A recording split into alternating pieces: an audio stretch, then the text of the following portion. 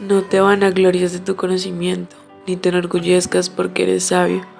Toma consejo del ignorante del mismo modo que del sabio, pues no se han alcanzado los límites del arte, ni existe un artesano que haya alcanzado su perfección. Las enseñanzas de Tajotep, data del reino antiguo. La tierra de Kemet, llamada por Heródoto como el Don del Nilo, es una de las civilizaciones antiguas que más registros históricos posee, pues los egipcios se encargaron de dejar registro no solo sobre sus rituales funerarios y demás prácticas religiosas, sino también sobre aquellos eventos históricos que sucedían con cada monarca.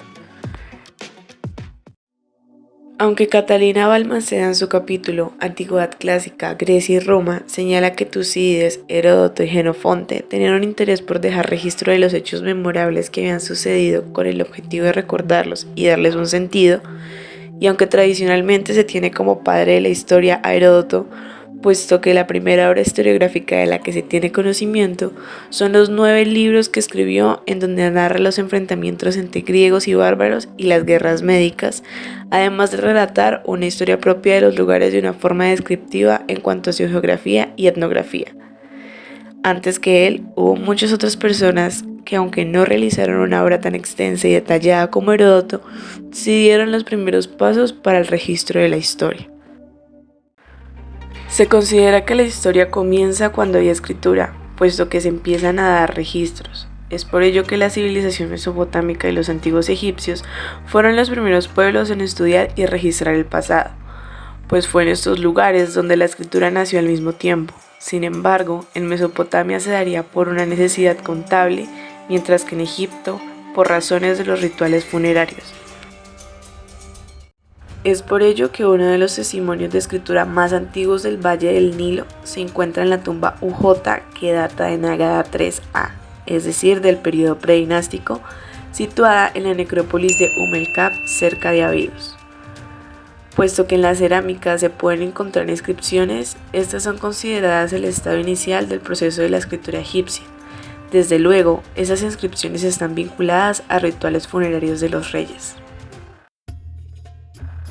Y siguiendo con la línea del registro del pasado, se puede mencionar que en el templo funerario de Hatshepsut se encuentra un relato sobre la expedición al Punt que la reina organizó.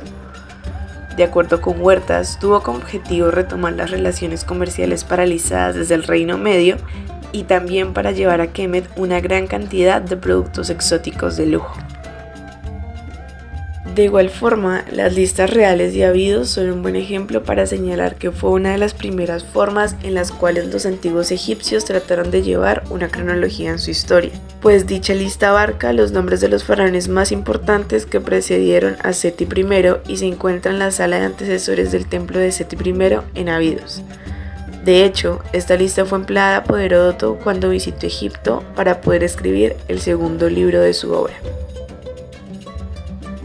Sin embargo, otra fuente primaria que sin duda es importante dentro de la egiptología es la piedra de Rosetta, que data del periodo tolemaico.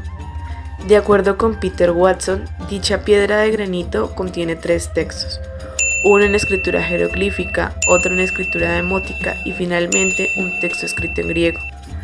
Este documento permitió a Champollion descifrar su contenido, cuya clave fue el cartucho que contenía el nombre de la reina Cleopatra.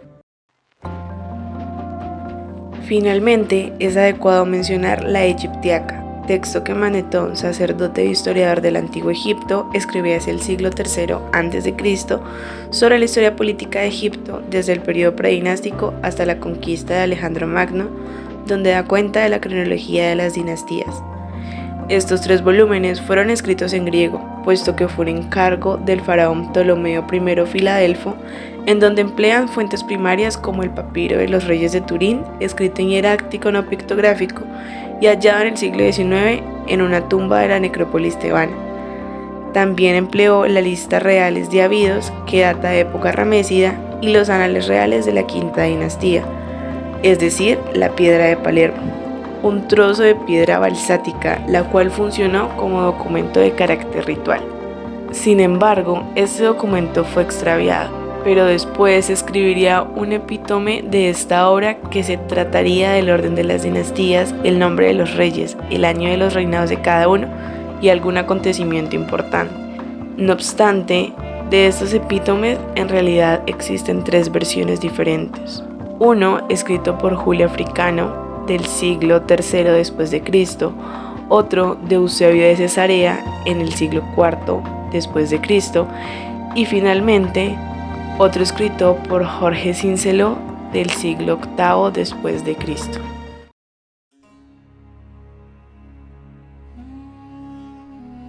Puede que las culturas antiguas comenzaran a registrar la historia por la necesidad que sentían de inmortalizarla e inmortalizarse a ellos mismos. Es por ello que considero que los antiguos egipcios dan uno de los primeros visos para empezar a registrar y escribir la historia. Esto permite que posteriormente Heródoto se apoye en estas fuentes para poder escribir su obra o al menos el segundo capítulo de esta, y que desde ese primer paso se empiecen a escribir más y más obras historiográficas hasta que se dé el desarrollo de la disciplina a como la conocemos hoy.